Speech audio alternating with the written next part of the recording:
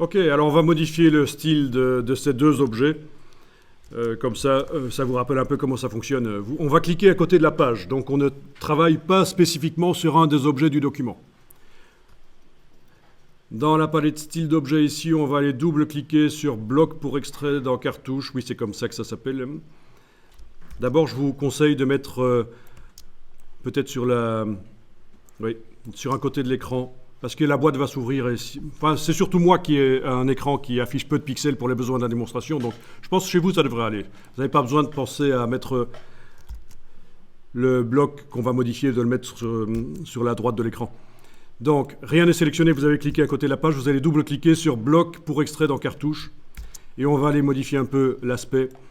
Alors, tout sauf la couleur. Tout sauf la couleur du fond, parce que la couleur du fond, elle est là. On va le faire par le nuancier. Par contre, on pourrait mettre un contour. Vous pouvez essayer de mettre un contour. Alors, voyons un peu, essayons de mettre un peu un contour qui a un contour blanc. Avec une certaine épaisseur. Avec la case aperçue, vous allez voir ce que ça donne. Voilà, il y a un contour blanc. Évidemment, on ne le voit pas. On voit son épaisseur, là. Alors voyons un peu si on change le type du contour. Oui, il est probable que ça va fonctionner.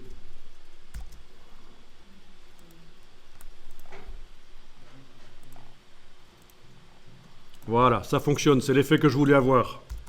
Regardez, c'est un contour blanc. Et ça donne cet effet-là.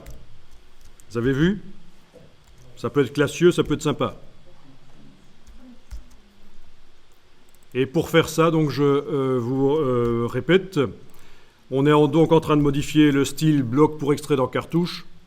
On est à la partie contour. Il n'y avait pas de contour, j'en ai mis un blanc, couleur papier. Quand vous voyez que la couleur dans le nuancier ou ici est indiquée entre parenthèses spéciales, je ne sais pas comment ça s'appelait en français, les brackets en fait, en anglais. Les accolades, non, c'est même pas encore des accolades. Enfin voilà, quand c'est mis comme ça, ça veut dire que c'est non modifiable, ça fait partie du nuancier dès le départ, c'est pas une couleur qu'on peut ajouter ou modifier. Voilà, donc j'ai mis une épaisseur et j'ai choisi un type de contour, évidemment qui n'est pas continu, sinon mettre un bord blanc au bloc qui est sur fond blanc, ça sert à rien. S'il était sur fond en couleur, peut-être, mais là il est sur fond blanc. Ok, donc j'ai choisi ici une couleur, ok. Alors d'autres choses, donc si vous cochez la case aperçue, vous devriez déjà voir derrière ce que ça donne. D'autres choses, je vais me débarrasser des arrondis. Au passage, on va voir qu'on peut faire quelque chose qu'on trouve parfois dans certaines publications, sympa. C'est des arrondis seulement sur deux coins opposés.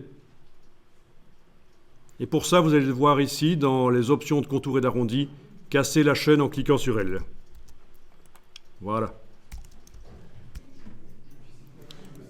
Voilà, dans les options de contour et d'arrondi, vous avez cassé la chaîne, donc vous allez pouvoir faire des arrondis différents pour les différents coins. Ben écoutez, vous allez choisir de modifier par exemple celui-là, en bas à gauche, et de faire un arrondi, en fait pas d'arrondi, un angle.